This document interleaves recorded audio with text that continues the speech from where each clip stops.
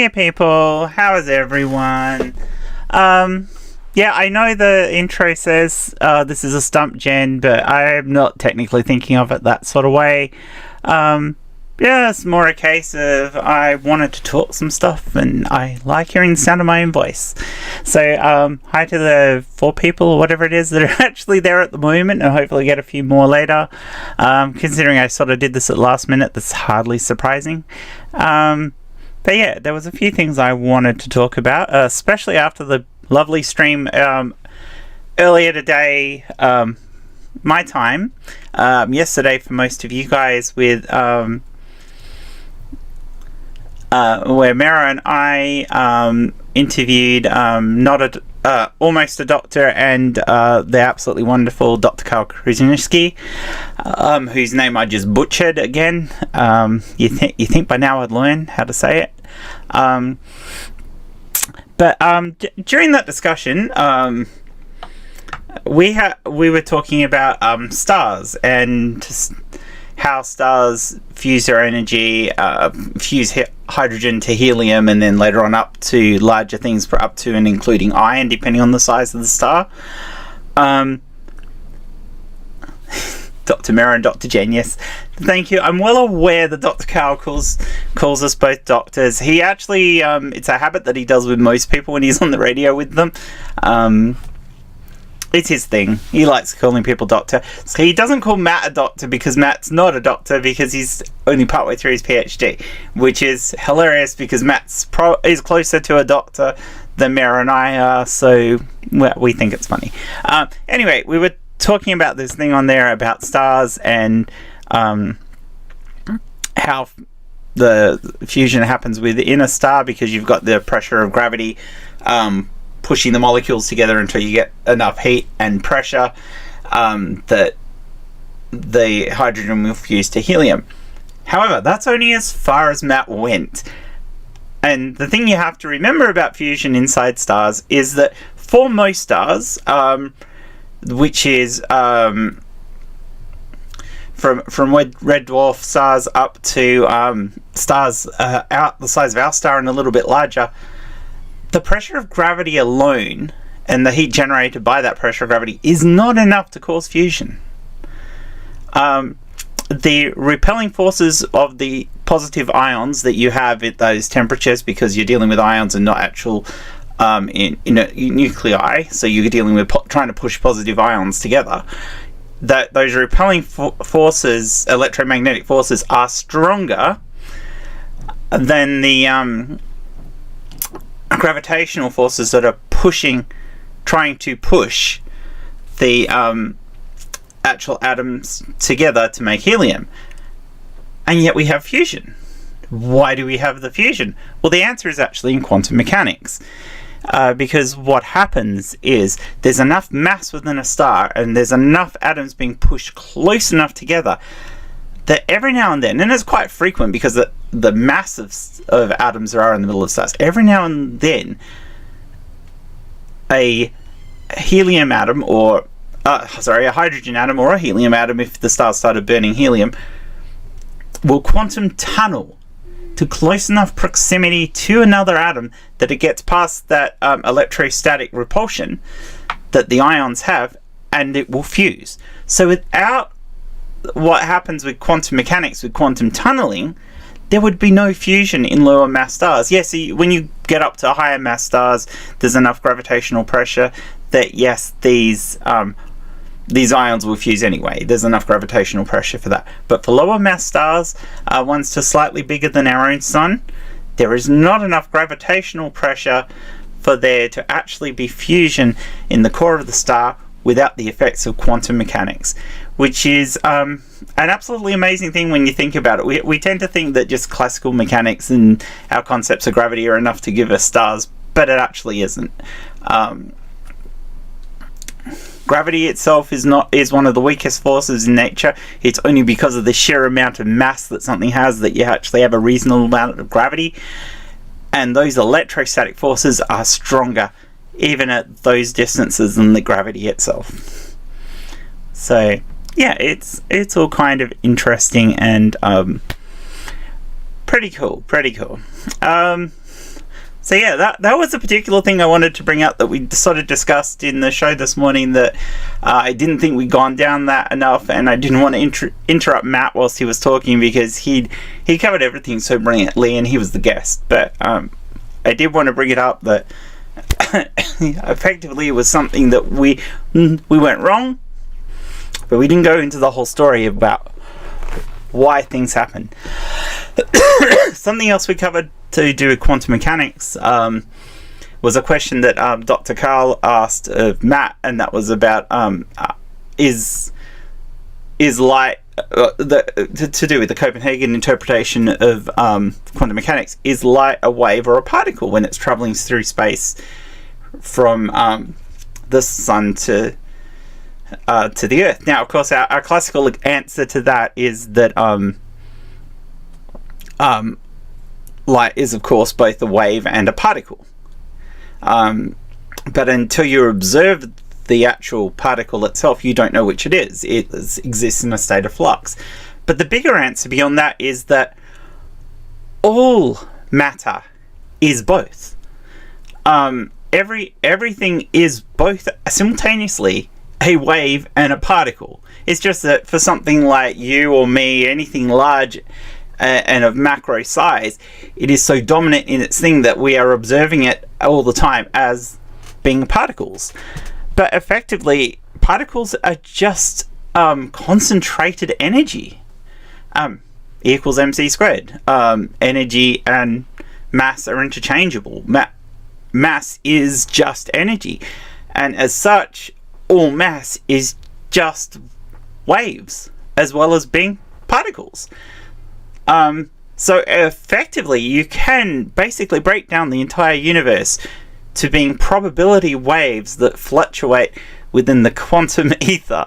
That's not the ether in the classical sense. That's the fuzziness of quantum mechanics. The probability within quantum mechanics that gives us this kind of particle soup, particle or wave soup that exists as a kind of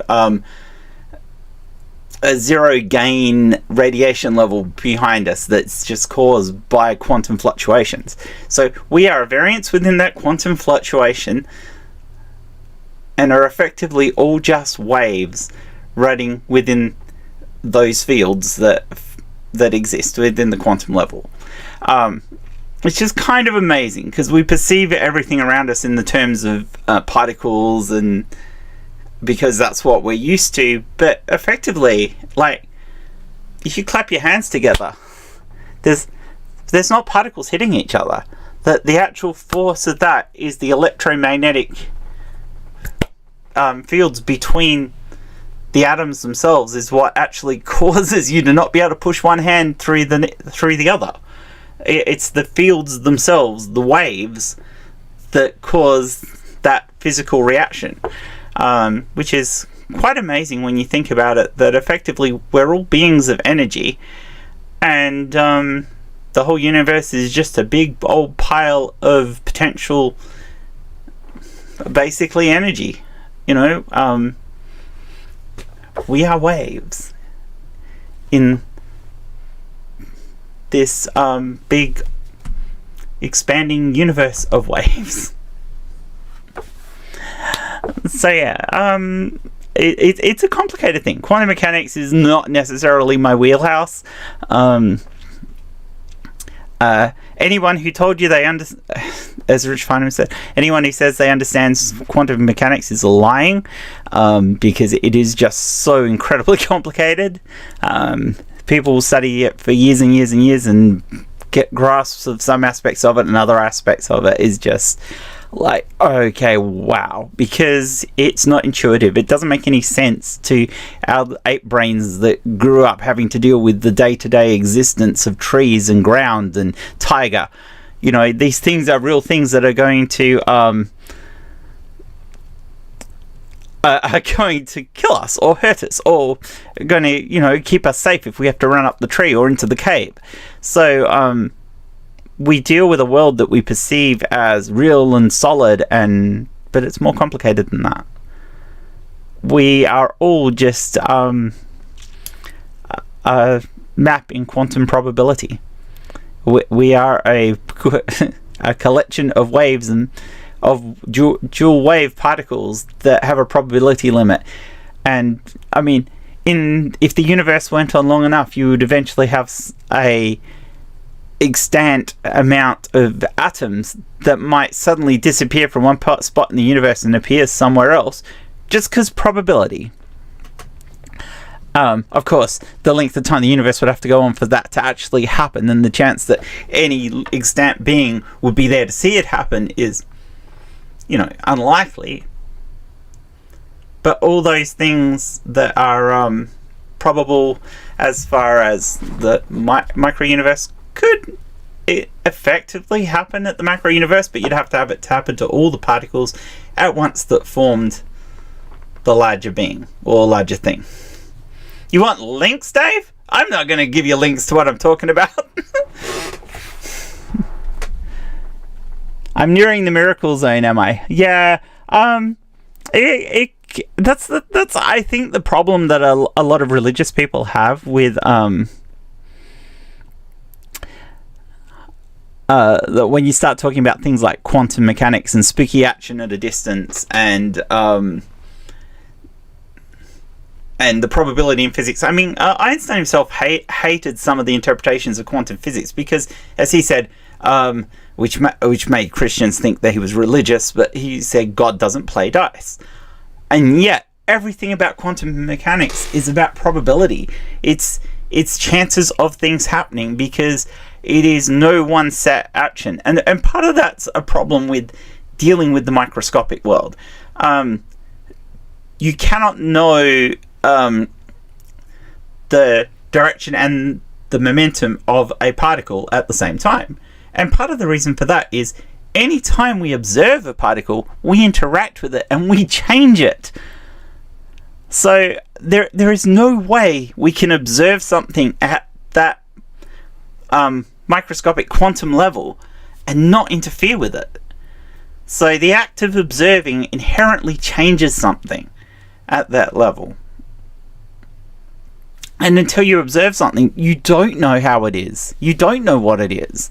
It exists within this soup of probability. We can have a rough idea because we can look at the probability charts, the Feynman diagrams for the particles, which are basically like kinds of probability charts, and we can have a rough idea of where something is or how fast something is moving, but we don't know. Until we try to observe it, we cannot know. And as soon as we observe it, we change it. And that's regardless of whether it's a person observing it or it's just being affected within nature itself, at the quantum level by other particles, which is something else we have to allow for in our probability equations for quantum mechanics. It's why it's so complicated, because you're not dealing with anything set. You're dealing with the chance of something to happen, because we can't know. And it's kind of beautiful. It falls back to that whole aspect of, in science, if we don't know, we say we don't know. And we can have a rough idea, and that's what quantum mechanics is basically down to. A rough idea. The thing about our rough ideas is the approximations we can get to, the closeness that we can get to on what is happening in those particles. Once you've got the maths down, and once you've got the experimentation down, is you can get very, very close to exactly what you want to know about something. So you can predict things from it, which is where the maths and science comes from. You predict. Prediction in science isn't like prophecy in religion. We are actually using maths and knowing experiments and constants of the universe to say, well, if we do this should happen, because we've seen it happen a lot of times in the past, and we know that's consistently and probably what is going to happen. So yeah, it's why we've been able to invent things like computers and anything else that uses something at the quantum level. I mean, what do I think of quantum level determinism and concept? Everything working in the way it always would, even if they still seem random to us. I think it's one of those things that in the near future we probably won't know, Sam. It's one of those things because we don't really have the tools to look at. I mean, we're getting better tools all the time for studying things at the quantum levels. Our particle accelerators are getting better. Our ability to stop particles in motion and get a better idea of how things are will slowly improve our statistical analysis of the quantum realm to the point that we're going to have a lot more knowledge about what we're doing. We're going to be even more accurate with our predictions of things that happen in the quantum level. Is the universe deterministic in that the way that particles would move would always be the way they would move? I'm not sure. I think there's enough randomness in the probabilities within quantum mechanics that possibly at a root level the universe is random. There is that random nature underneath the universe, and I kind of like the idea of having that a partially non-deterministic universe. In that I see that as a good way for us to get from something like the Big Bang to where we are now, because in a sense the creation of the universe is just a fluctuation within the quantum field. So if you have enough of a fluctuation in energy levels at some point, given enough time, and time's a relative concept when you're talking about the start of the universe, but at some point you would have had enough enough differentiation in virtual particles that you could have actually had a universe born from the quantum fluctuations of a primordial quantum soup. So you have the quantum soup of particles, virtual particles coming in and out of existence. You get a misbalance between what is antimatter and matter and virtual particles, and all of a sudden you have the potential for a universe to come out of that quantum soup. And all you need for that is enough time. I realize the arrow of time kind of starts with the start of the universe, but effectively you have an infinite amount of time for those quantum fluctuations, even if it's not time measurable in our sense, for that to have happened. So the universe itself, coming from a quantum fluctuation, was inevitable. But of course, the negative side to that is the universe's end due to quantum fluctuation is also inevitable at some point.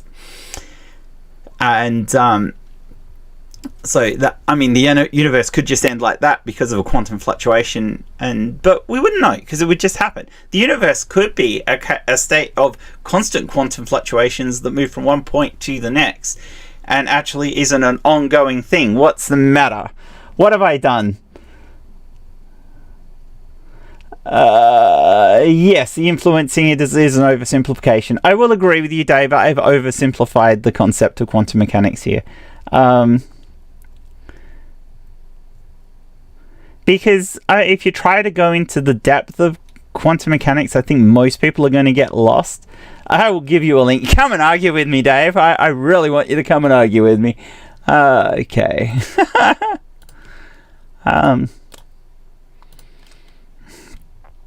Alright, I will put the link for this in my group, so if anyone wants to hop in, although I am limited to how many guests because of the screen I'm using at the moment. Give me a sec, I will put that in.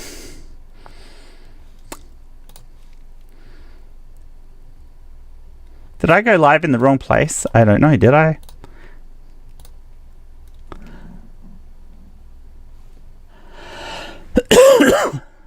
Okay.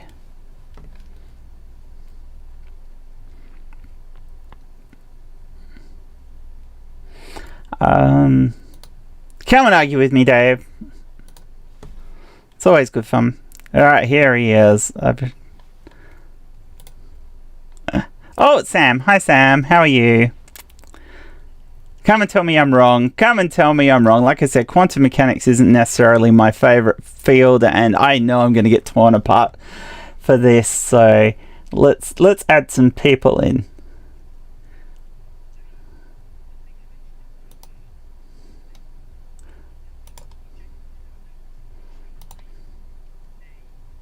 Oops, what have I done? There we go. Yeah. Hi, Dave.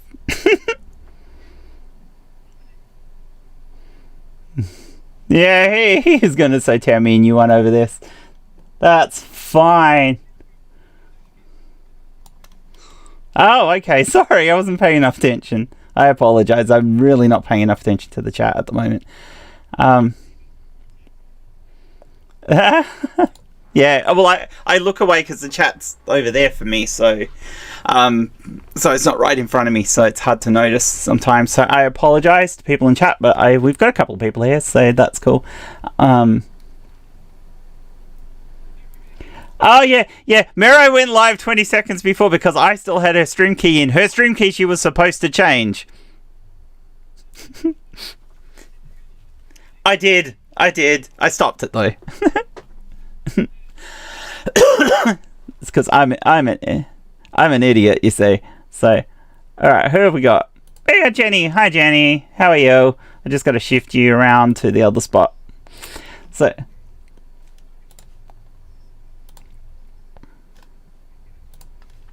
Oh, okay.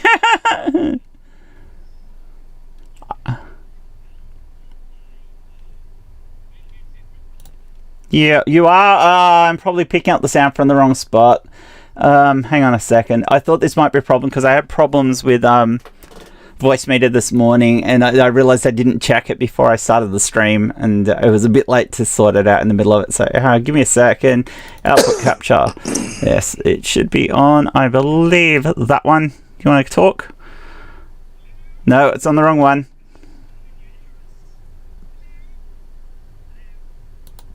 Yeah, no, I'm wrong. Hang on, cancel that. Did it? Not everything else. Hang on. No, that's working. Okay, it's working at the moment. Cancel that. Yeah, it's working. It should be working. Okay, no, it stopped again. What the hell?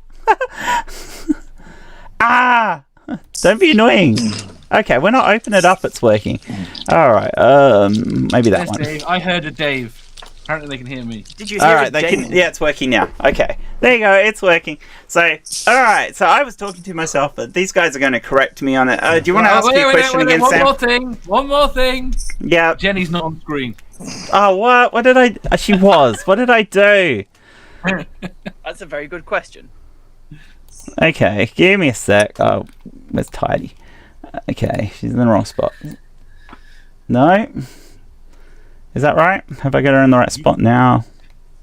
Well, we can't tell for 20 seconds. Yeah, no, that's okay. She's in the right spot now. Sorry, Jan. There we go.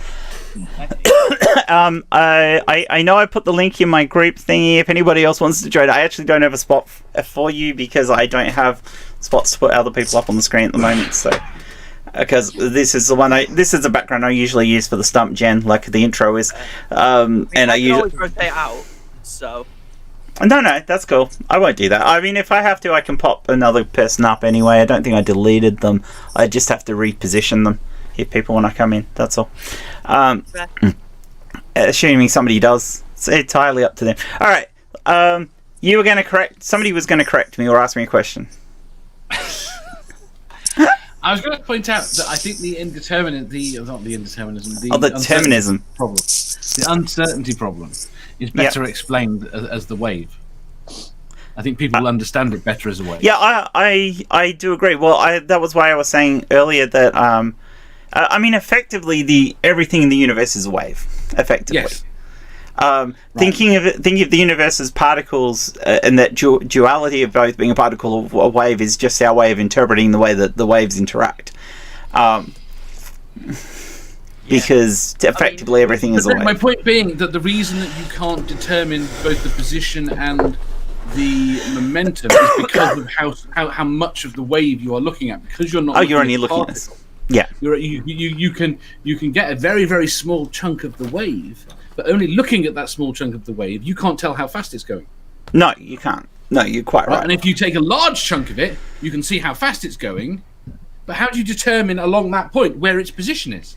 No, you can't. Position because you're measuring it along a point. It makes much more sense than trying to think of it as a particle that you're trying to hit and you influence. Yeah, that make well, sense? which is why I explained it as a particle you hit and you influence, even though effectively you're dealing with a wave in the first place. That's more down to our interpretation of how we're looking at the universe. I think that comes down from a fact of trying to think of ourselves as we are just waves, as part of the quantum soup, as it were. Is really disconcerting for us. It's not the way we perceive the universe. We perceive the universe as physical particles and things. So I find it funny that they over and over again people struggle with what the Higgs boson is and how it gives. They say it gives us mass, but it only gives us a tiny amount of mass. Yeah, the rest of the mass and comes all the from rest energy. Of the mass is just energy from momentum. Yeah. It's just momentum. It's just Yeah, quite a fun one was when I was doing A-level physics, we spent a whole week in lesson calculating how small of a gap we'd have to push someone through to measure their wave properties for each person in the class. Yeah. So it's like some things it's just not practical to measure, and that's our limitations. That to measure a human's wavelength would probably kill the human. Let's not do that. Yeah. Why not? Well, yeah, but I mean, what a human's wavelength? Damn it. A human's wavelength isn't just one wavelength. We are a mass of different True, waves that would from be all the human- different. That would be human's average wavelength. Yeah. I mean, what always blows me away about life and physics is that when you really think about it, none of us and nothing is actually solid. That we're all just this collection of little atoms that happen Was to it have the argument again about touching? basically electromagnetic bonds to each other that you can separate. The touching thing. You can't touch anyone. No, you can't. You You, can't never touch touch anything. No, The electromagnetic fields. in my cup. Those electromagnetic fields are what gives us that sense of touch. It's what stops things moving through each other, and they never touch. But things do move through us. We got neutrinos bombarding us. Oh all yeah, the some time. things do move through us, but other things can't. It depends. Yeah. And that's amazing too. That little neutrino is going to rocket through me at a couple 100,000 miles an hour. I'd be more worried about that piece of Isn't that dark what matter pisses you off entirely about the movie 2012? Oh, these weird neutrinos from the sun have warmed up the Earth's core. No, they haven't. Yeah, that's not how it works. No. Yeah, that's not how it works at all. You I reckon absolutely. something like 9 light years of lead to stop what? To stop what? It's not. Something like Guarantee that. stopping one. Yeah. Pretty much. And even then, it's not guaranteed because that's just a probability at which we reach effectively 100. Yeah. Yeah. Yeah, I mean, the only reason why our neutrino detectors work is the sheer quantity of neutrinos that hit the planet.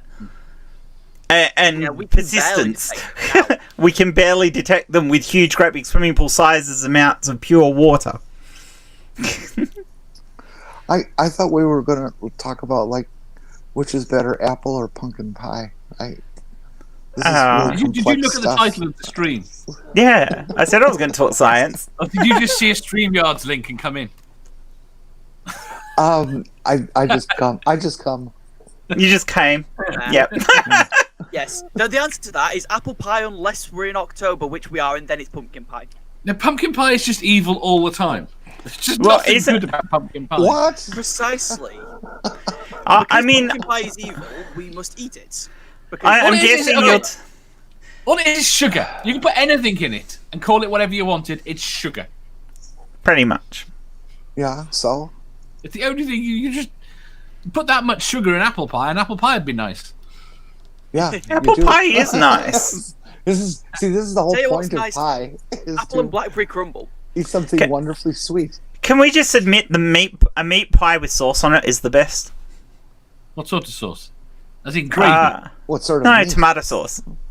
No. You don't have Tomato tomato sauce on a That's- meat pie. That's Gra- a you new put one. That's gravy not a on it. pub meal. Yeah. Yeah, pub meal, gravy. Gravy and Great. meat pie, but you need to be careful where you get your pie from because sometimes the pastry's really shitty on it. Well, that's true.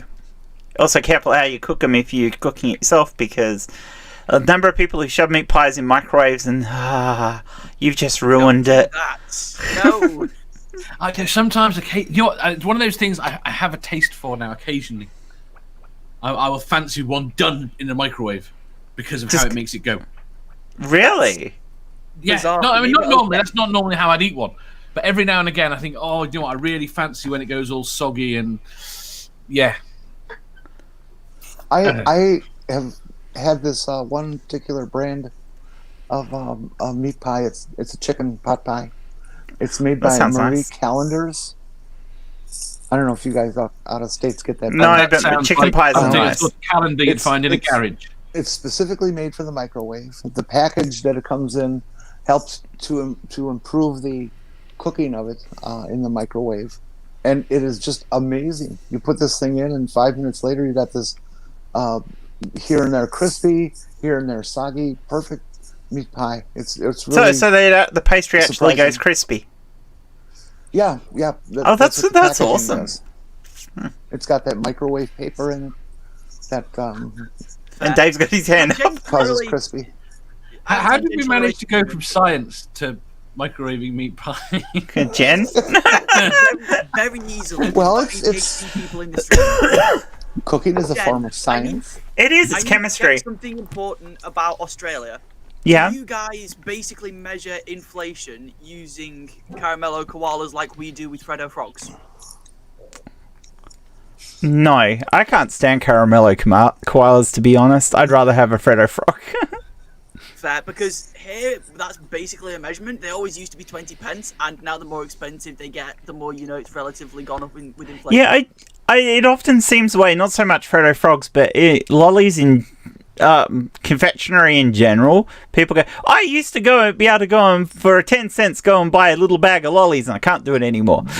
It's like, Oh yeah, if you had a quid, you used to be able to go buy a bag of chips, which is like fries for Americans, in the chat, and then you could hop on a bus, go to the cinema. Not in your life. yeah, not in your life. You're too young for that. Is it not in my life? A bag of chips has been more than a quid my entire life. Really? Yeah. Really? I used to get a bag of chips for 10 pence. Are you talking No. crisps or actual Wait, no, chips. chips? Yeah. Yes, chips.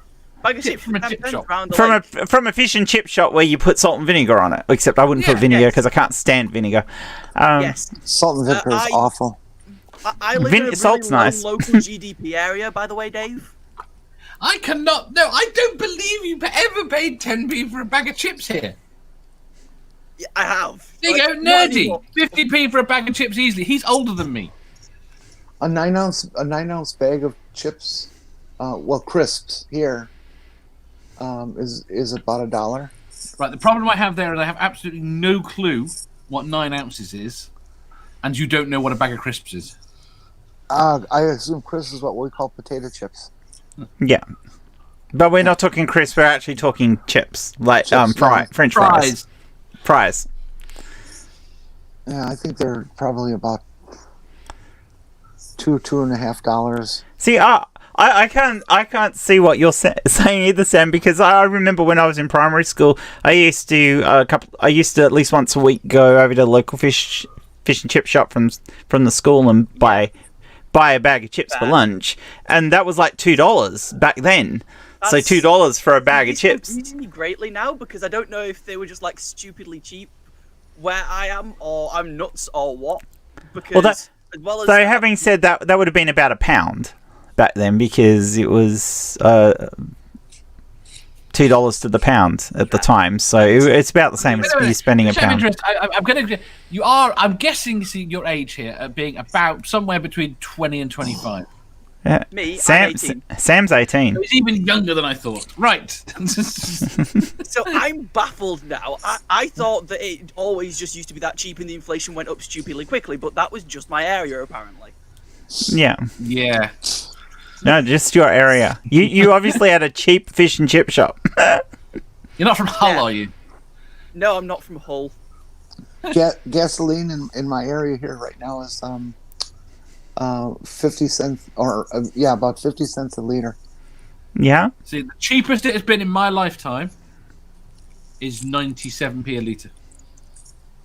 Which is what, $2? Well, it was $2. It's not now. It's probably about $1.50. All right. So if we're going to talk about petrol now, shall we get on to something I wanted to talk about?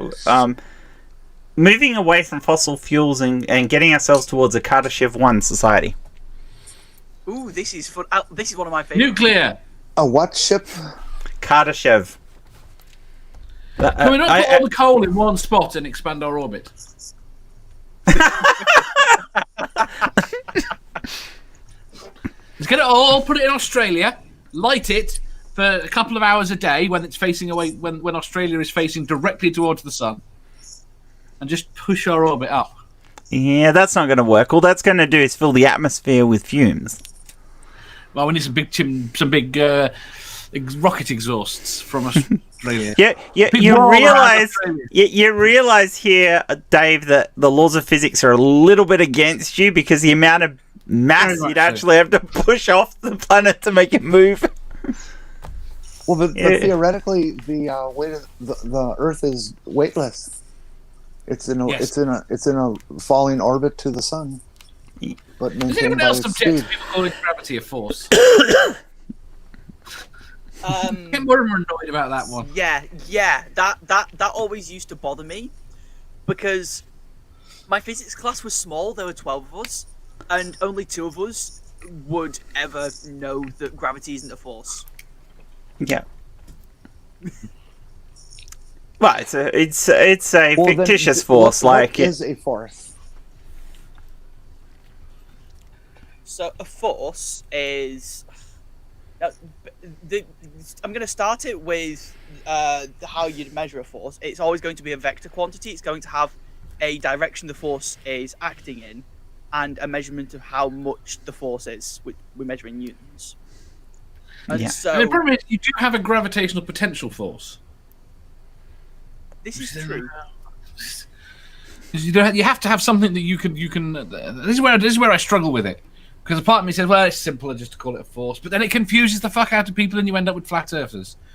And say, well, why do you? It's the question: why does everything fall to the ground? It falls to the ground because it's rolling downhill. Everything's rolling downhill towards the nearest fucking center of gravity. But that's not. I don't know. I mean, it's just me being old. No, it makes sense, Dave, because I mean, gravity is just a bending of space time. It's like so everything wants to continue moving with inertia in the directions it was moving. See, I don't think gravity is the bending of space time. I think the bending of space time is a result of gravity, not what it is. No, bending of space time is a result of mass. Gravity is what we describe as how we describe the shape, basically. Yeah. Of that bending of space time. I always find it amusing when people complain about other people being unscientific, and then you'll ask for the weight of something and they'll give you it in grams. Yeah, a way I like to try and explain it to people is you can use the energy potential of things to try to explain how gravity creates a well within a thing, because basically mass is energy. So you've got this huge amount of energy concentrated in one area, and there's less energy potential on the outside, and that creates a force. Because of the potential difference, you'd expect it was the other opposite direction, but it kind of creates a force that is what is the bending of space-time, because all that energy in one place changes how space-time actually operates.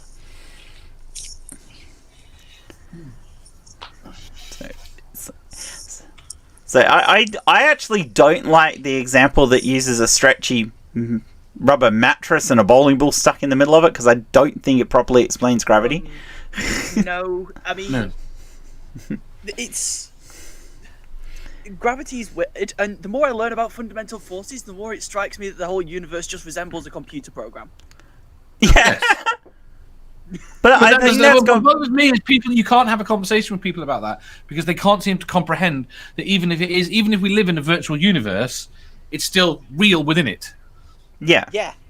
They seem to get mentally stuck on the fact, it's virtual, nothing's real.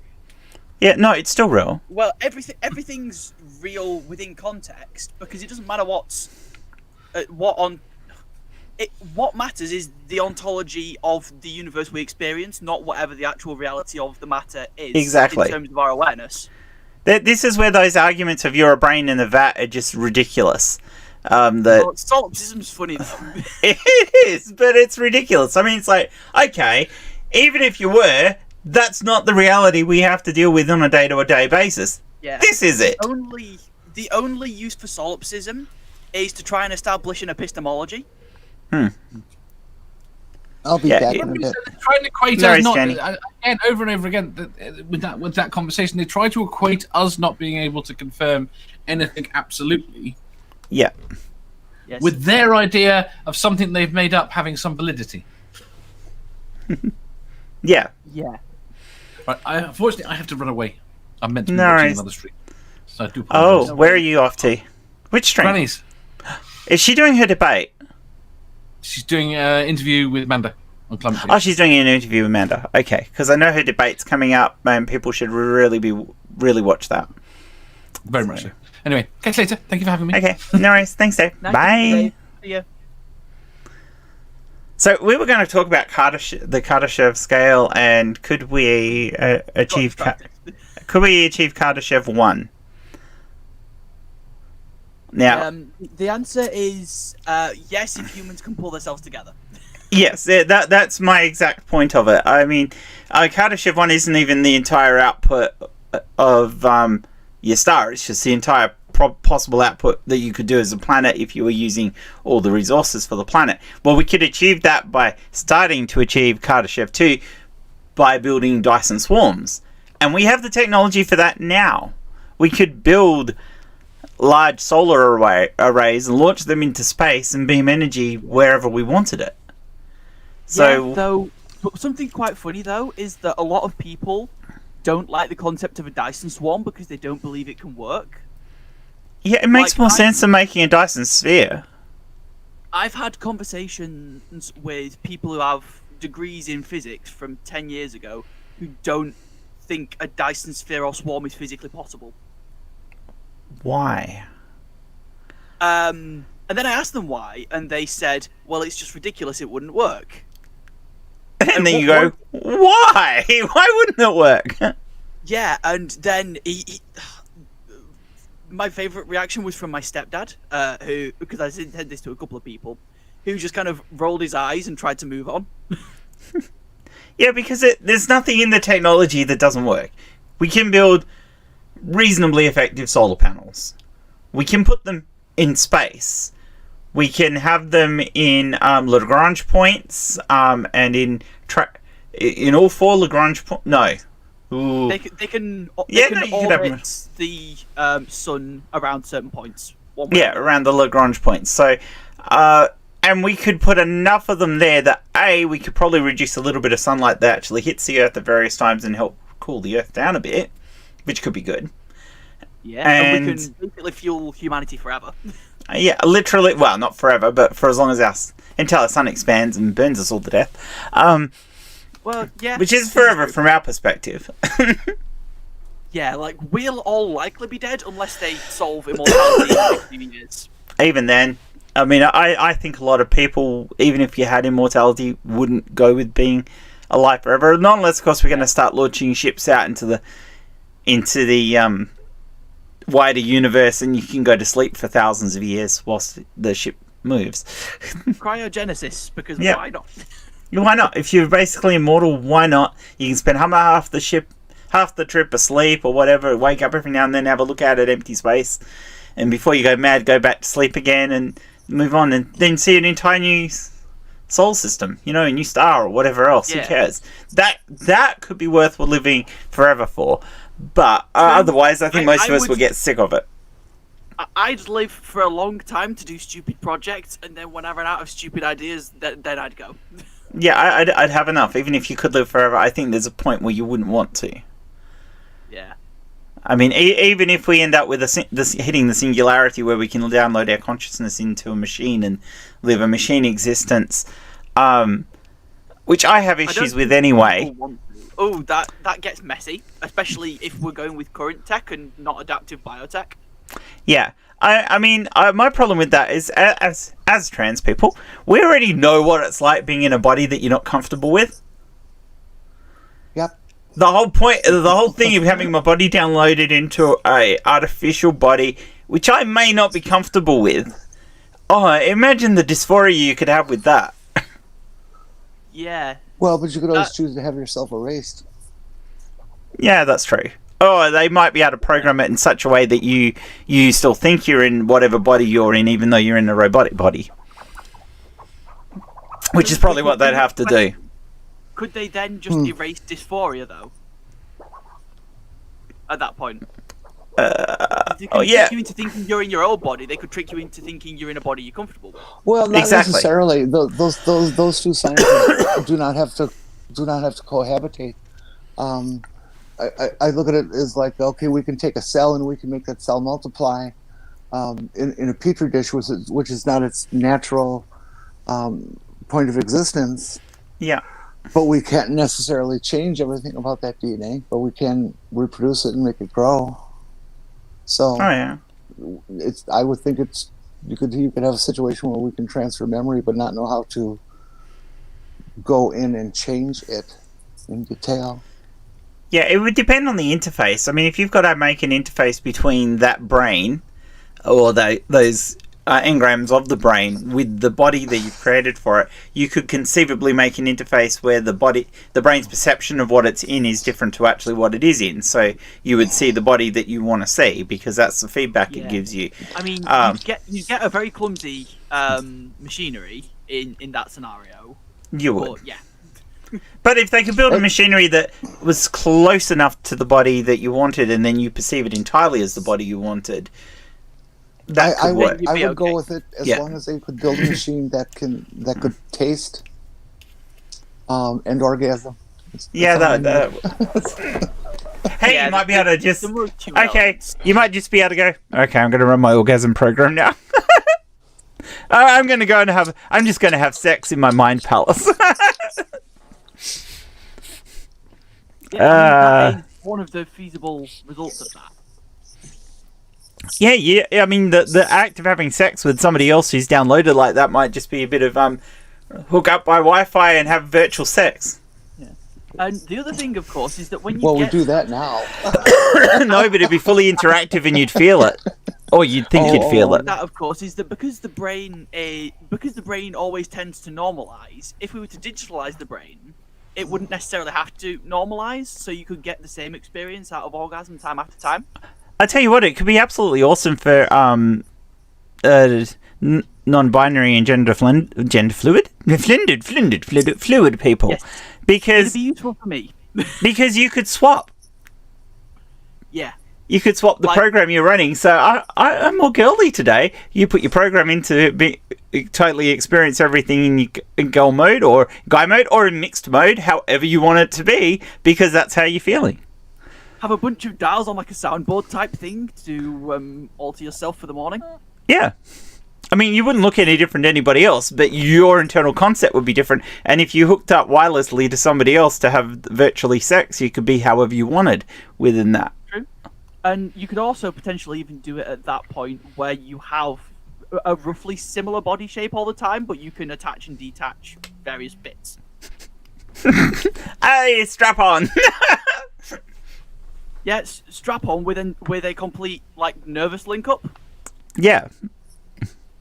So it could be a good thing for people who... Yeah. It's an entertaining concept. Yes, it's definitely an entertaining concept. I mean, I don't necessarily... If there wasn't the aspects of the dysphoria that could come from being in a robot body, if all of that's solved and you could be happy within the body you were in, at a certain age, I wouldn't object to that, because then you've... Especially resolve dementia and stuff. Yeah, if it resolved dementia, it solved other problems you get with growing old, and you're you have all of that going for you, then that is kind of cool. But this has gone away from the original topic that we were talking about we keep just being like sidetracking. Kardashev scale 1 and then just jumping off on tangents. On tangents. Well, because we talked about what we could do with the energy. No, I mean, scale 1 civilization has a lot of aspects to it as well. Yeah. Potentially, that's part of the thing is that what would an entire civilization that's type 1 look like? I mean, we'd be talking about we'd be having a civilization at that point that's producing the same amount of energy every day that the whole planet produces in about 10 years at the moment. Yes. Would be about the level of Kardashev 1. So there's an awful lot of things you can do with that that amount of energy. I'm gonna have to try for this stream, I think, to keep the bread down. Because otherwise I will just pick the bread up and start. Yeah, so I see it like we have the technology now to reach Kardashev 1 if we had the political and the financial will to do it. Yeah. Because we what? Kardashev 1. Can you spell it? I don't understand what you're saying. It's okay. A Kardashev 1 level civilization produces uses all the energy that they could possibly get from their planet. So all the solar energy that reaches it, all the tidal energies and stuff like that. It doesn't matter that if you're not actually grabbing it all from the tides or from the sun or whatever else. It's the equivalent energy mass. So okay, if you started, could you please spell that for me so I can understand what so you're saying? Kardashev is KARDASHEV.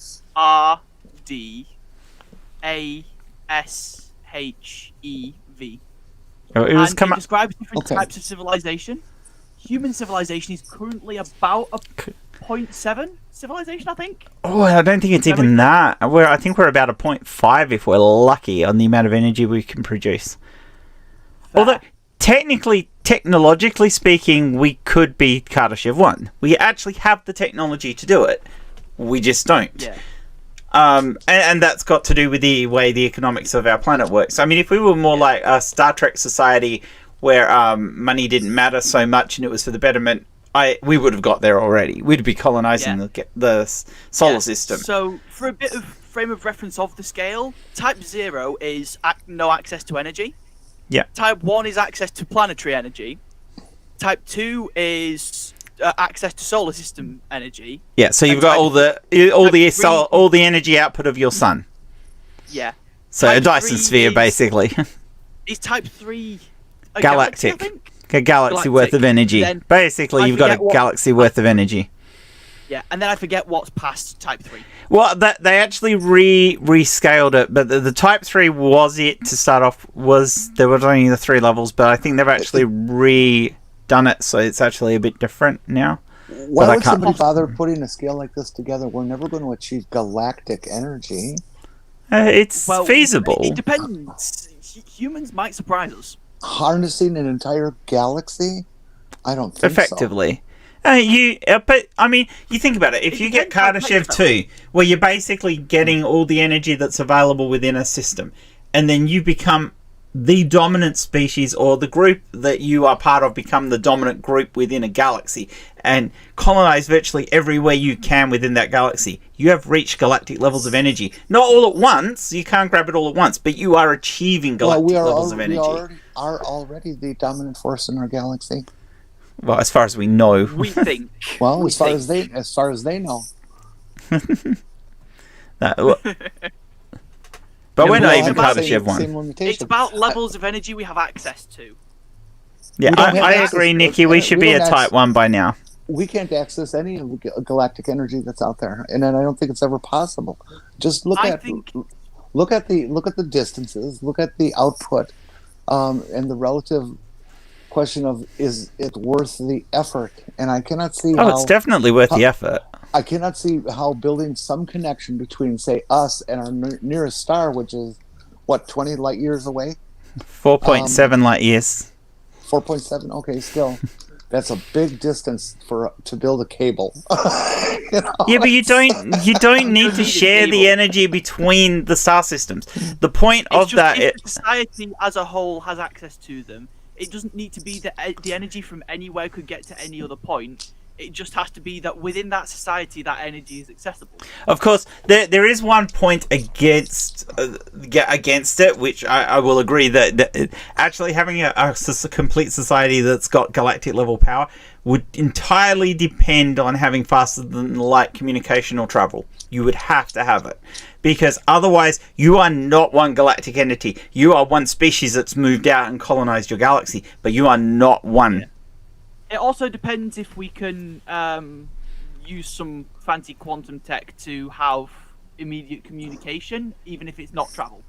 Yeah, like I said, if you have communication, if you have fast and light communication or travel, then yes, you could do this. If you don't have that, then you will never get Kardashev 3. Yeah. It's not possible. Kardashev 3, the theory of Kardashev 3 relies on the possibility that quantum stuff might give us access to that, basically. Yes. Or that a Kirby warp drive is actually possible, which we don't know. It's a solution to... Or the discovery of exotic matter, or any number of things. Yeah, I mean, you need negative energy to create a warp field. Yeah, they say... Oh, yeah, what was it? This morning... Not a doctor was saying that the current equations get it down to about the energy output of the United States of America to create a Alcubierre warp drive that could get you to Alpha Centauri, or Proxima Centauri. But the thing they're missing about that is it's the equivalent energy output if it was negative energy, because that's what you need to create the warp field. Yeah. And how do you know that? We don't even know if you can create negative energy. There's strong hints that it's possible because of warp field is. A warp field is a solution to Einstein's equations in general relativity. It just means a bending of space-time that creates a pocket of space that moves that pocket of space moves faster than the speed of light relative to the other areas. And it is a solution within the field equations of general relativity. Yes, it definitely, according to the equations, it can be done. However, according to the equations, though. However, just because something works out in the equations by you inserting negative energy, doesn't mean it's actually physically possible in our universe, because we don't have a... Yeah, relativity itself is just an interpretation of our view in our local presentation of space-time. It's an approximation. So we can't even guarantee that Einstein's theories work everywhere. We just know they work where we are right now. Well, it works with everywhere that we've observed so far. That's what it appears that it does. When I say local presentation, local is relative in astrophysics. Yeah, local is quite huge in astrophysics. As far as we can tell, Einstein's equations hold up. Yeah. However, as far as we can tell, we just can't guarantee it. That's with everything that involves the things that we know exist, like positive energies and the type of matter, not negative matter, or stuff like that. So these exotic forms of matter that you'd need to create a warp drive, we don't even know if they exist. Whilst they could theoretically exist, we don't know that they do. And there might be something within the field, within quantum mechanics, especially once we come up with a quantum description for gravity, that precludes warp drives. Or there might be something within quantum mechanics that says, hey, this is how you do it. This is the problem. Without a quantum set of equations for gravity, we're a little stumped. We don't really know where to go from there. Yeah, we have lots of ideas, but they're all ideas, a bit like a many worlds hypothesis. Yeah. Yeah, many worlds is just one possible solution to determinism within the universe. It is quite possible that the universe actually isn't deterministic. It just appears to be. Because we like this idea of symmetry within quantum mechanics, we like the idea that if we know where the particles all are now, can we wind it back and then we'll get back to where we were before. But we don't know that that's necessarily the case. That's right. And if it turns out that's not the case, then the universe itself isn't deterministic. It's just a collection of probabilities along the path. In which case, things like... in a non-deterministic universe, things like time travel actually might be possible. This is true. without having to worry about having multiple universes. In a non-deterministic universe, the future is not set.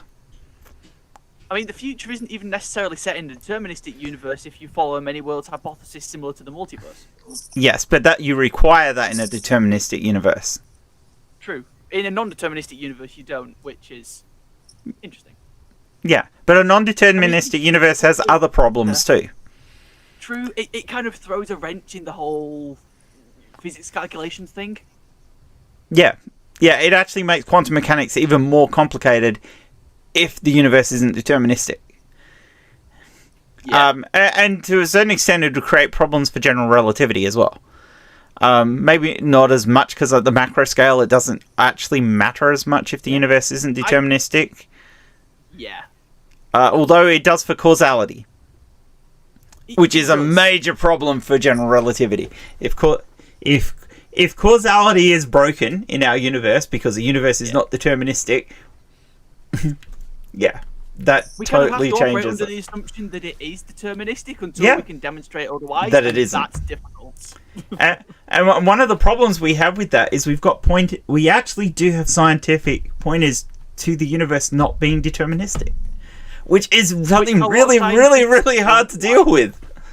A lot of scientists dislike that immensely, that I know. Yes, I know. It's like, no, that can't be right. There has to be errors in those experiments, and yet we keep having these things. True, and like it might just be that we've not differentiated. It could be that basically we have to involve calculus in physics because things weren't frustrating enough. Yeah, and I mean, we may even need an entirely new form of maths to help explain these things. I mean, we already do have some really whacked out ideas for forms of maths that are used in quantum mechanics. And I've got a maths background, and some of this crap I've never done because of how long ago I did it. So, I didn't do further maths, but I read some of the further maths stuff, and it was interesting. Yeah, when you're dealing with manifolds and things like that in quantum mechanics, it's like, I'm like, what? I mean, I understand the basics to a certain degree, but you start talking about manifold equations, and you're like, what? What are you talking about? Intuitive, and the brain goes, wait, what? What the fuck? What the fuck? And you go, calculus is hard. This is stupidly hard. Yeah, calculus is easy when you look at some of the shit they do with imaginary numbers and matrices. Yeah. Oh, I love imaginary numbers, but yeah, you're looking at imaginary numbers and matrices all the time. This is the reason why we think that negative energy and that actually might be a possibility because of the expansion of negative energy helps explain the expansion of the universe for a start. True. So the existence of it does actually help with that. And secondly, the fact that we talk about... I hate calling them imaginary numbers. I'd rather say complex numbers because for maths to work, they're not imaginary. This is also fair. I mean, I think the reason it was called imaginary initially is because we've had no demonstration of the square root of -1 being a thing we can have. And yet, we have to have it to solve certain things. It's a requirement within maths itself to exist. So, the fact that it has to exist for maths to work properly. Yeah. I mean, without it, you're missing half the rotations on your number line. Yeah. So... when we were like 16, 17 in maths, the teacher was explaining to us about how, in fact, we'd been lied to all through high school, and we could, in fact, have square roots of negative numbers. Yeah. And everyone else's minds were blown. But because my dad did a quantum thing when he was doing his degree, he kind of showed me a bit of this stuff before. Which it's interesting, the reactions of some people who just look shocked or think the teacher's having you on. Yeah. Yeah, when I was in early high school, so year 8, year 9, I wrote my own code for generating Mandelbrots. And that requires doing on a computer. It requires writing code to deal with imaginary numbers. It does, doesn't it? I like. Yeah. That. I mean, I had some fun conversations explaining to people how I was writing programs with 11-dimensional matrices in them. Were you doing string theory? I wasn't doing string theory. I was just doing a really complicated. Well, I say really complicated. Complicated for the time. I was like 16. Yeah. Simulation of an environment involving badgers, foxes, and various different types of vermin. Yeah. Yeah. So you needed a complex matrix. Yeah.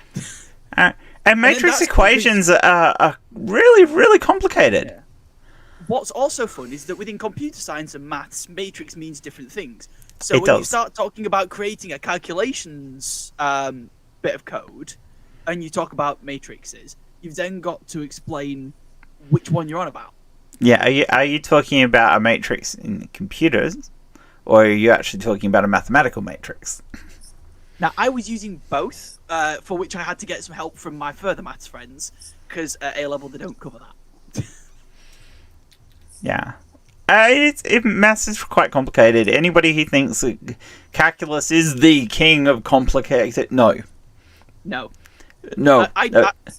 We spent like a couple of months doing calculus, and it got to a point where it was literally just, here are a set of equations, here are some numbers, stick them in the equations. Find the derivatives. Basically. Yeah. If you can do deriving from first principles, it's not a problem. Yeah, the equations just get longer and more complicated, but the theory behind calculus stays the same. They look scary, but it's not.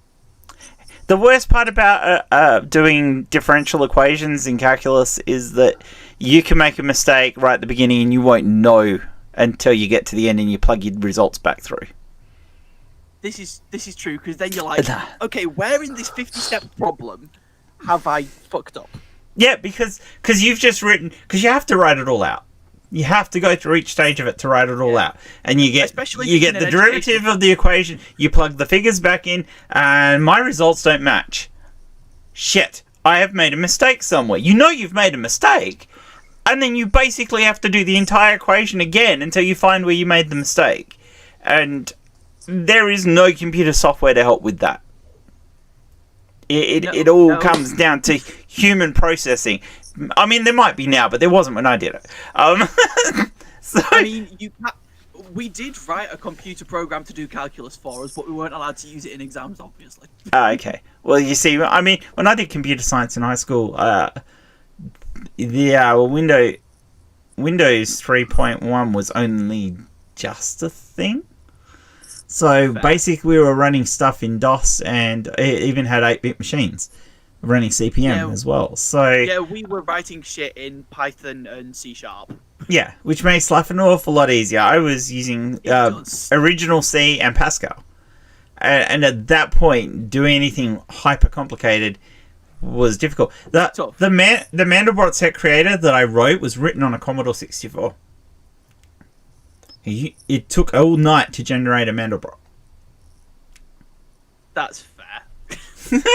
8-bit computer doing complicated maths with complex numbers, which was crazy. And I wrote it in Commodore Basic. I should have written it. Well, I should have done it in assembler because it would have been quicker. But it just made the maths easy, being able to use the stuff in Basic rather than having to write my own routines in assembler. But it would have made more sense to have used tables and done it in assembler. But it would have been more of an approximation than what it ended up being. Maths is and then we went off on a tangent about maths while still trying to discuss. Because you and I love maths. That's the problem. Yeah. Where did we get on the Kardashev scale? Well, we both agree that we could achieve it. We could achieve Kardashev 1. Oh, so, Kardashev 1 is not difficult to do. Not with the technology we have. Not once you have solar panels and the ability to get into space. Yes, once you have rockets and solar panels, it's just a matter of getting it all sorted. And I mean, if they said it's too expensive to sort here and then get into space, move all the components into space, have an assembly line on the moon. or the Well, ISS. I mean, let's be realistic. We could solve the energy problems on the Earth by building railed solar farms on the moon, so that the solar farms moved to stay in the sunlight all the time. True. And you could beam that energy back to Earth. Well, they might not like us beaming it, but I mean, you could effectively have a particle accelerator that you've built on the moon for doing experiments and create antimatter and send the antimatter back to Earth. Especially if you can find a decent way to keep it in stasis if you've got strong enough electromagnetic fields and stuff. Yeah, if you can get pen traps working properly, you solved that problem. Yeah. The problem with pen traps is they do leak. Yeah. The other thing, of course, you could do with that is use them as a basis for. Didn't we last stream discuss basically a moon-based factory? Yeah, a moon-based factory would be awesome. I mean, you don't even have to fill the entire moon to solve Earth's power problems. No, and so the rest of it, you could have a settlements and people living there. There's a lot of is it fission or fusion elements that are on the moon? I forget. But there should be both technically, but a fusion would be easier because there is fusion there's isn't there a lot of heavy oxygen on the moon, basically, in the heavy water, you mean? Did I just say heavy oxygen? You did. You want to fill people in what heavy water is?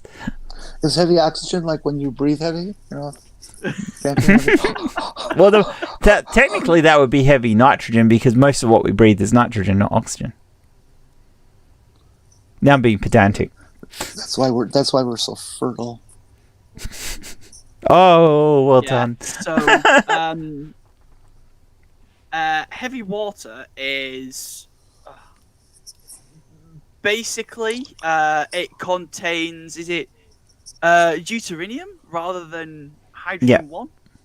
Yeah. And it's basically a useful compound for fusion. Because it's easier. Like occurs in the sun. But we've managed to achieve fusion on Earth, but it's not at a point where it's affordable to do it. It's not sustainable. You get out less energy than you put in. Yeah. But we're getting closer to being able to do that. We are, and because we're getting closer to it, having a moon base on which to set that up, where there is a lot of heavy water, would make it significantly easier to run more and more tests up to the point where we can just collect massive samples, ship it down to Earth, and have a massive new energy source that's, relatively speaking, quite small. Or just keep the fusion things up there. You've already got the solar panels that you're beaming energy back to Earth or sending energy back to Earth in other forms. Why not just send it back? Fair point. We could just turn the moon into a massive energy factory, basically. Yeah, and we beam it back to Earth. You could have, because you've got enough energy now, you could have actively lifted stations that sit up in the upper atmosphere.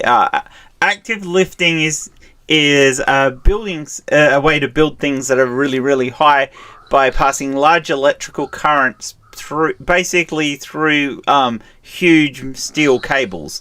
Passing the currents through them generates the magnetic fields, which increases the structural integrity of the cables. So you can support things with them, which you'd normally have to build something you wouldn't be able to build normally. So you can create actively lifted things as long as the power's running. This thing stays lifted. Of course, if you lose the power, it all falls down. But if you're beaming power from the moon to these stations in the upper atmosphere, and they were collecting from there, they could be a self-sustaining system. And just to make sure that the sun doesn't go out. Yeah, well, we're screwed if the sun goes out, aren't we? Yeah, that would be bad. And of course, you'd have the energy that goes down as part of the active system holding this stuff up is where you collect it at the bottom. So and then you have really good battery store systems on Earth, which probably the best way to do a battery store system is by pumping water uphill. Yeah, that's fair. I mean, the best we've currently got is oh, I disremember now, but There's one in England. I think didn't recently Tesla make something that's basically very similar in efficiency. Tesla, one of Tesla's newer batteries is very efficient, but yeah, I mean, Tesla's recently bought a battery company specifically to have more efficient batteries. The problem with batteries is, of course, lithium is really hard to get and it's dangerous, whereas water is relatively safe. Water is one of the safest substances on the planet. Yeah. And it's everywhere, and it's not, and unless, of course, you drown, it's not going to kill you. True. I mean, we'd have to be careful we didn't accidentally fuck up, like, aquatic. Like, you have the dam on the top of the hill collapse, and then all of a sudden you've just got this torrent of water coming down off the top of a mountain, drowning everybody. That wouldn't be fun. Yeah. But, effectively, what you do is you have a big pumping station that pumps a shit ton of water to the top of the mountain by the moon, or whatever else is beaming it from space, because you'd probably have more than just the moon. Basically. Yeah. Whenever, because it depends where the moon is in its orbit and everything, and where any of the other ones you put up there. You can basically get a slow release on that energy by letting the water back down. Yep. And if you can draw from the ocean as well, that basically means you don't have a limit on how much you can store, except how big you make the reservoir. Yeah, so you've just got to build these enormous reservoirs where you're basically pumping the water up the top, and then as it comes back down again, you're turning a turbine instead of using a pump, and you turn that back down. I mean, there's a net loss because it takes you more energy to pump it uphill than you get back running it down. Efficient in theory. But I mean, basically, you've got free energy coming from the sun that you're just. I mean, there'll be losses in every stage of the system. The solar cells are not 100% efficient. Microwave beaming energy, you will lose energy to space, but most of it will get where it's going. You know, the dissipation of the beam, and as well as the fact that you will just lose some by beaming it. You'll lose some from that. I feel like we're potentially both quite optimistic in terms of this stuff, because this requires humanity get their shit together and. Oh yeah, my point is it could be done, and we have the technology now. This isn't near-term stuff. This isn't stuff that we solve a few scientific problems and we can do it. We can do it. We can get rockets to the moon. We can get satellites into space. We can build large solar arrays and put them in space. We've proved that. Yeah. We can beam electricity around with microwaves. We've done that. Yeah. And it might surprise me, but I don't think for at least another 20 years humanity is going to be competent enough to manage it. Oh, I reckon 100 years. Fair. I mean, I think the estimate was for us to get to Kardashev 1, we're looking at least 100 years. And that's ridiculous when we have the technology now. Swarm in the first place. Sorry? Starting a Dyson swarm I was more meaning starting a Dyson swarm in the first place, I reckon won't happen for at least another 20 years. Oh, I know, I agree with you. And part of that might be the fear of people, you're sending these big rays from space back to the Earth. What happens if you miss the platform? Well, we're very good at aiming shit now. We are. The fact that we can aim a rocket into space and aim it such that it will then land back in a certain spot to land on a ship to be collected. Yeah, and they'll be going, the microwave, it's like a microwave oven, it's going to warm up the atmosphere. No. Or what NASA accomplished with Osiris X. Did you see that the other day? What was that? With Osiris X, the project. They sent to a satellite to an asteroid. And and landed on the asteroid. Yeah. It took a sample and it's on its way back to Earth. Yeah, that's kind of cool. Yeah. I can't wait for that one. We do have there's a couple of mining companies who are seriously looking at investing in space to start mining some of the asteroids that are out there, because they've already found a couple that are very heavy in gold, and others that are heavy in platinum and other things that are harder to get here. There's even a few that are heavy in lithium. And of course, lithium's hard to get here. So, I mean, if we could get lithium out there in space, that's awesome. So, True. If the big issue I see coming up with it is then everyone starts squabbling over jurisdiction of space, yeah, and then we have to all face the fact that where countries are is just lines drawn in the sand by people, yeah, and that none of it really exists as countries. We just sort of exist on a planet with landmass, and a lot of people are really uncomfortable with that. oh, definitely. There's yeah, I think people are afraid of stuff like this too. I mean, they're looking at it. You've got a big microwave tower in space. That's a weapon. Which I suppose technically. Some companies have the equipment to destroy all human life on Earth now. Some companies are trying to. Yeah, and depending on how much you count a country's government as a company, some are also probably trying to, more than we think. Yeah. Yeah, so it comes down to you have to have both the political will and the public support of it, and a lot of people don't see the need for it. A lot of people are like, why do we need to go to space? Why do we need to do this? We are a dead species if we don't. Yeah, that's the simplest answer.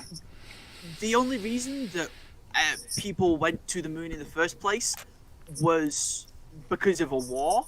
And that tends to be a fairly good argument for people, hey, we should do this to stop the other side doing it first. Yeah. But since wars are significantly less common, especially now that UN is getting more strongly established. Yeah. But I do wonder if they'll basically grant the UN jurisdiction over space simply to stop squabbling. Yeah. Yeah. That would be handy. But yeah, there's certainly an issue of if we put all this infrastructure in space and it's under the charge of one country like the US, is that going to mean we're going to have war from space? And it's why we have the no nuclear stuff in space, treaties and things like that. And in a sense, those sort of things have held us back, because we could have bases on the moon, building nuclear-powered spacecraft now, and be scooting around the entire solar system. Because even fission rockets could be getting us manned missions to Jupiter, even Saturn. True. Maybe not Pluto, a bit far, but definitely out as far as Saturn. Yeah. Everyone's got trust issues, and that just means that no one wants anyone else having nukes in space. Yeah. But nuclear energy in space makes sense, even if it's fission, because what are you radiating? The space is full of radiation anyway. Yes. I mean, I guess people's issue is if someone decides that they've got like 20 nuclear satellites in orbit and they want to drop it on 20 different places, that's relatively easy. But we're not talking about nuclear satellites. Satellites around Earth can be solar. That's fine. It's only when you want to do deep space missions that you need the nuclear power. And I think there needs to be an exception for that. If we have bases on the moon, we can we can send the parts up and build the reactors on the moon. We can send the fuel rods up separately. We're not launching a nuclear power thing from Earth. We assemble them on the moon as part of the engine, and then you can launch from the moon a lot cheaper than you can from Earth. So you could build a bigger ship, launch it, and you've got a big crew. You could have 15 people in a single trip going to Mars and getting to Mars in 3 to 4 weeks, even when Mars is in the right place compared to Earth, around in orbit. Yeah, and if I pick up the bread a minute and go, if all the governments could just kind of agree to be one big interconnected thing or entity in order to deal with this. You communist! I'm somewhere between socialist, communist, and anarchist. I'm just being a Republican here. You communist! Yes, I am. I mean, it's yeah. I mean, it's ideally that would be the best thing for the planet if we have one government. Yep. True. I mean, it would have to not be a capitalistic government because that's going to go wrong fast. Oh, definitely. Well, you also need one currency. True. Or a billion currencies and just a really effective exchange rate. They're all worth exactly the same. You can all have your own money, but they're all worth the same. Yeah. Well, it should be that way because they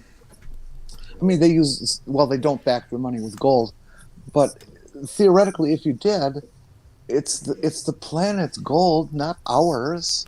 Yeah. Yeah. I mean, the other thing, of course, with that is that you're going to reach a point where humans are unemployable. You cannot employ. You'll get to a certain point where robots are just more efficient for 99.8% of jobs. And so most of humanity is going to rely on something like universal basic income. Which we don't even have in most countries. We need it, though.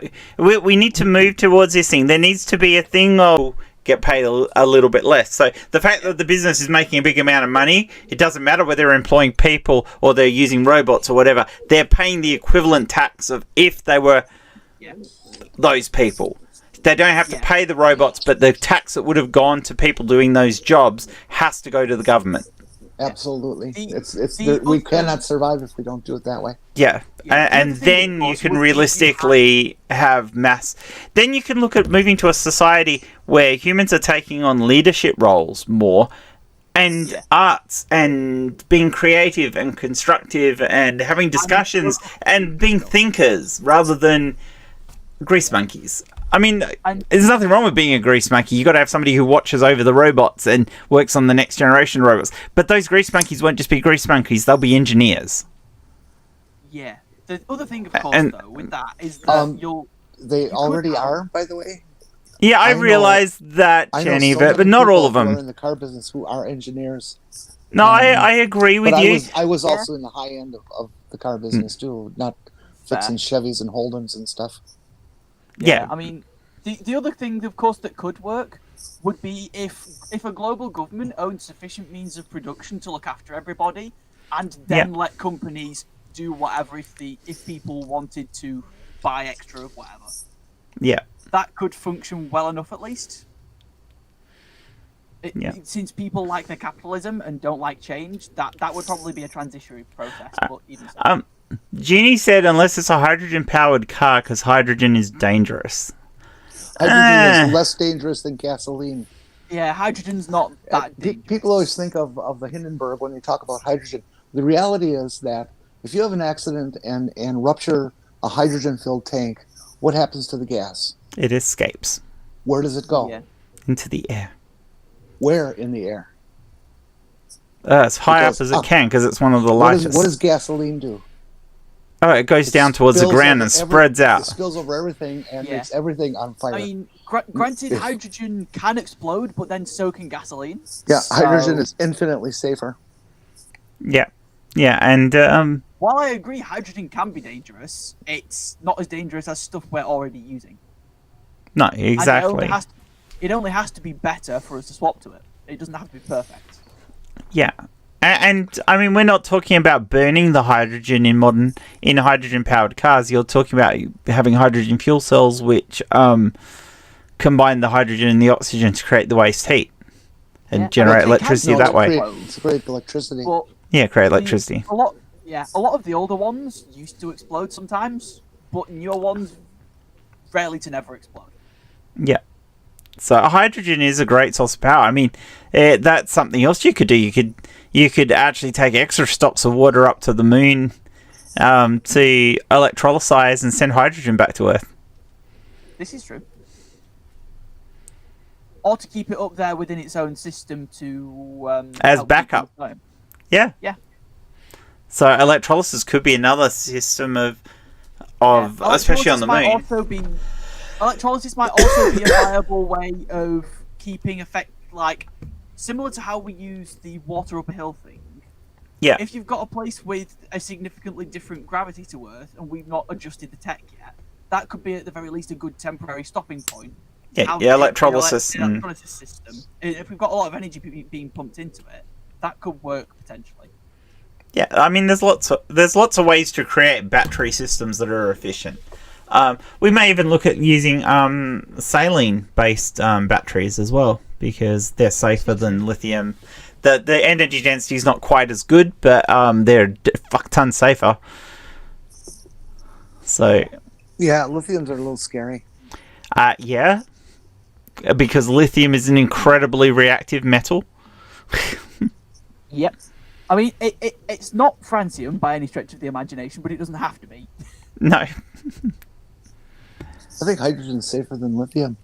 Oh, much safer than lithium. yeah. And Lithium everyone not- everyone wanders around with a lithium fucking battery in their pocket. Yeah, Mhm. lithium-ion batteries are. Commonplace, but scary. Dangerous as all shit. Seriously, whenever you are I- virtually carrying a bomb in your pocket. When I carry my phone, I always put it in a place where I can rapidly excise it from my person and get it away from me. Yeah. I don't like stuff it in a pocket with a bunch of stuff on top of it or anything like that. If it has to go, it's got to go now. People don't take lithium serious enough. This has definitely been an awesome conversation, Sam and Jenny. I have thoroughly enjoyed this one. This has been good. This has But been I feel like so you much sorry, fun. always end up on I'm space. sorry I was a little absent there. No, that's okay. You I got some good contributed. news yesterday night. Late yesterday night. Oh, considering Somebody- the bad news you told me you'd had, I'm glad you've had some good news. One person in particular donated enough money to cover my entire boots and coat fund for the winter. Oh, Hey, congratulations, And hon. so I was able to order a coat and boots, and that's what I was doing, not talking here. Oh, lovely. Well done, Yeah. hon. I feel like That's so anytime awesome. me and Jen are left alone, we kind of resort to space travel and socialism. Well, it was what. That was part of what I wanted. Well, not so much socialism, but the space travel. Like I was following on from the conversation Mara and I had with Dr. Carl this morning, and not a doctor, and I know those things I wanted didn't to. know it was happening. You should go back and watch it. It was good fun. We covered a Yeah, lot I of topics, as well. So And I've been a space junkie all my life, too. and I will just say that I did not interrupt Matt and remind him about the fact that you don't get nuclear fusion in stars our sun size and a bit bigger without quantum mechanics, because I thought that would be rude considering he was a guest. But I told him after the show, and he was like, why didn't you interrupt me and tell me? Because I know that, and I should have said it. And I go, yeah, well, I didn't want to interrupt. yeah, and most people aren't going to know the difference. No, they're not. That most people will think, oh, it's the gravity that causes enough pressure and heat for there to be And fusion. it is past a certain point. Yeah, once you've got enough mass in the star, it is. You don't need... Well, you still have the quantum effects, but you don't need them to have the fusion. Which is one of the reasons why larger stars burn through their... Stuff quicker because they've Stuff got quicker. both quantum and Yeah. The quantum effects and just the sheer pressure of gravity pushing these things together. yeah. What's when the you point rel- that you're making? Okay, on small size stars, around our sun's size, a little bit larger than our sun's, but you've got a yellow star down, sort of thing.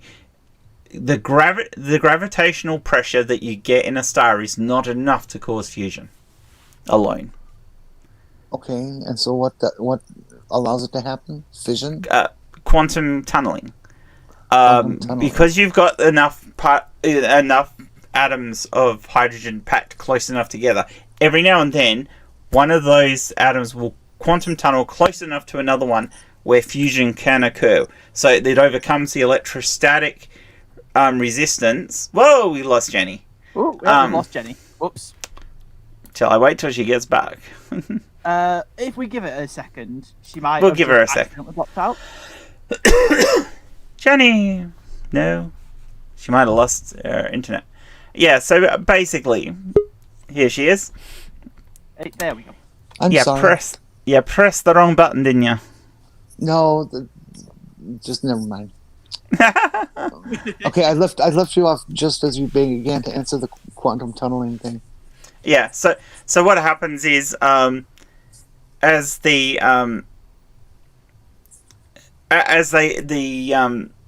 atoms get packed closer together, you get more chance of one atom quantum tunneling to a point that's closer to another one.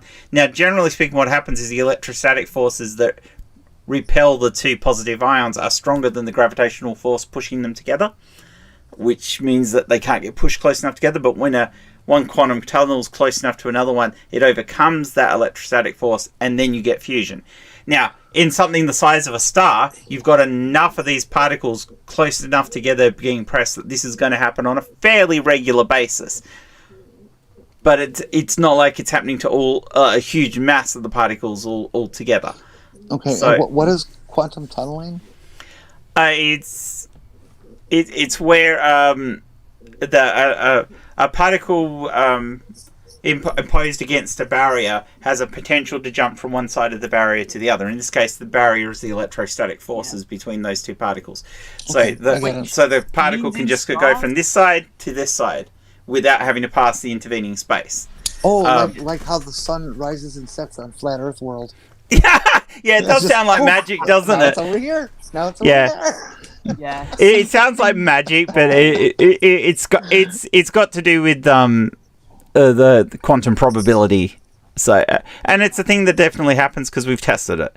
So and this is how you get over that barrier of not having enough mass to form fusion in a smaller star, because the quantum tunneling effects overcome that to a certain degree. And it's why lower mass stars, aside from the fact that there's less mass in close proximity, being able to force together to have a larger amount of fusion, but even on average, lower mass stars burn through their store of hydrogen slower than larger mass stars, because they basically rely on this quantum tunneling effect to have fusion, whereas larger stars, whilst they still have that, it's not a requirement. They will just burn through their hydrogen anyway. Yeah, and that's burn. The reason that I shouldn't say burn. White dwarves and brown dwarves last a really long time. Red dwarfs. White dwarf is a dead star that's not fusing anymore. Well, yeah, but white dwarves eventually fade out as well. Yeah, but they've just got residual red heat. You're right, though. Red dwarf would be a better example. Yeah. Red dwarfs last for bloody ages because it's pretty much just a tunneling effect. Yeah. And the same with brown dwarfs, only have a really, really, really tiny amount of fusion, and the rest of it's all gravitational contraction that generates their heat. That's why they're. But even in a gas giant Jupiter size, you will occasionally have, even with its gravity, you will occasionally get two particles that are close enough together that you'll get a small amount of fusion. It's really, really tiny. So the amount of fusion in something like is negligible. Shining light out of that. No. Isn't it interesting though that when you talk about a sun and this kind of thing and a couple of atoms together, and if they rub together they get nice and hot and stuff, that the same thing happens with people. Yeah. You get them together and rub. That creates energy. No, it creates heat. And if your love is good enough, the sun shines out their ass. Ah, dear. That's dreadful. Yeah. Well, it's about as accurate as how the flat earthers think the sun moves. Yeah. Yeah. Although it was better because it was intentional comedy, not believing this is true. Very, very true. All right, I might wind up because it's heading towards midnight here, and I'm getting sleepy. Oh yeah, it's late for you, isn't it? Yeah, I'm sleepy, and I don't want to go till like midnight. But I've really enjoyed this discussion. I love having discussions with both of you, Jenny and Sam. It's always good and fun, and it was great having Dave on earlier. And I wish I'd noticed it before that he was asking for a link. I should have shoved the link in the chat before, for anyone who wanted to jump in, but I wasn't sure if I was just going to do a short stream talking about stuff or have people in, but the prospect of discussion is just too good. I want to say thank you to everybody who's in the chat now, who's still there, who was there before, who's said things and I haven't paid enough attention to the chat. I apologize. But thank you guys for coming here and being part of this. That was awesome. And I don't know, what have you got coming up, Jenny? I assume you're doing, assuming it's on tomorrow, you're doing, or later on today, you're doing, Gordon Bennett, my brain's gone dead. Movie night. Yes. I probably won't be doing movie night because I got Stacey here at the moment, and I mean, I've got no idea what's happening tomorrow. My days at the moment are just really, really random as to what's happening during the day for me. So, doing streams during the day is actually quite difficult for me. Well, we could always get Sam to replace you. Oh, Sam would probably love doing movie night. I think he would Sam is in the UK and would probably be asleep when you're doing Yeah, that's movie kind of a night. late hour. Well, it's late enough. Sometimes I pull all-nighters just because fuck it. Well, you could sleep most of the night and just get up extra early, because it starts at 11:30 Eastern, which is what 5:30 your time. In the morning. Oh, some days I'm still awake then. Well, Yeah. I'm your not. choice. I'm normally not sober at the time, but I'm around. Yeah. Well, it's Yeah, up to you. so- If you want to come in, I can give you an invite Yeah. and get you into the Yeah, Jenny will bring you in. chat where the They're, link they're is. always good fun because they debunk stupid. So That's always fun. Yes, yeah, it and they have a laugh and fun about it. So get on there, Sam. If I am around, that'd be fun. Yeah, well, keep an eye because you're both in my chat, obviously. So just message out to each other and sort that because that'd be awesome. So you've got video coming up, Sam? Because you're Yeah, I was gonna do this anti-theism one last week, but I've had I know a you- few low spoon days on a row okay. on the run. So that's I've done the recording. I just need to do the editing. So I'm gonna release cool. that later today. Lovely. And then on Halloween, Halloween for me, I don't know if it'll still be Halloween for everyone else, or if it will be or whatever. But when it's Halloween UK time, I'm going to release a video talking about necromancy in the Bible. Oh, brilliant. That sounds like fun. You mean necrophilia? You're talking about Necromancy. in the Bible? Necromancy. Magic with dead people. I see dead people. No.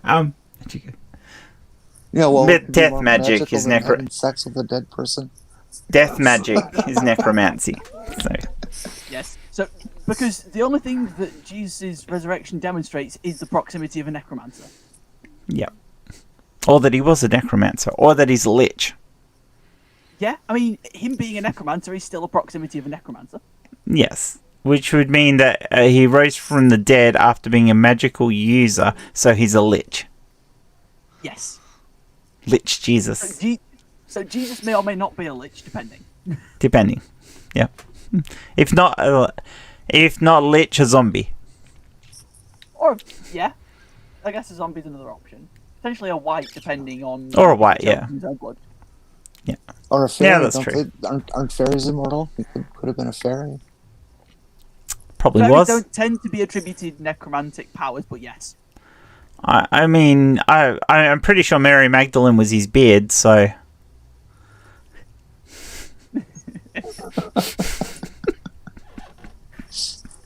So yeah, I'm going to discuss stuff like that and places in the Bible where it mentions necromancy. You could have discussed whether Mary Magdalene was a beard or not.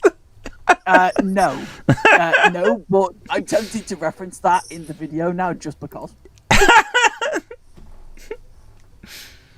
Because Jesus was probably gay. I mean, he went around with 12 other men. Come on. I'm not saying foot fetish, but he did wash like 12 guys' feet on his last day on Earth. You can't tell me they didn't go all break back on the Mount of Olives. I wonder. That's so how Jesus saw God. So he gave all these pedicures. I wonder what color he painted the nails. Oh. Not only that, they were all into drinking, eating flesh and drinking blood. Well, the Last Supper thing. I had an interesting conversation with one of my Christian friends where I pointed out to him that every Sunday he pretends to be a cannibal. Yeah. Because he thought that a ritual I'd explained to him for one of my things was weird. Yeah, It's especially like if you're Catholic and you actually believe it's it's not just a symbolism, it's transformed. The fact that there are like how many Catholics are there on the planet at this point? I forget. But A shit ton. big number. A metric shit ton. Yes, there are a large number of cannibals on the planet who we know are cannibals, and we do not arrest them. Yep. Well, there's Protestants too eat that stuff. Yeah, but Protestants think it's Yeah, they don't believe in substantiation. So I have met Protestants who think it genuinely is. Like, Yeah, but most of them think it's symbolic. I think actually a lot of Catholics think it's symbolic too. But there are definitely those who think it actually is.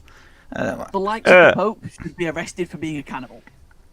Yes, well, Pope should be arrested anyway. If I ever turn into a Jesus and they're going to eat my flesh for all of the time, I'm going to at least come out as oatmeal cookies. With hashes in them? Yeah, those wafers are just awful. Hey, you're going to be the kind of kind of cookie that Neil the 604 atheist would love. At the very least, Nilla wafers. Yeah.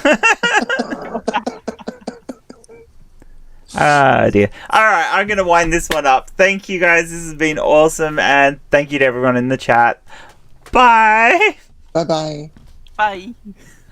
I can't find my mouse. There it is.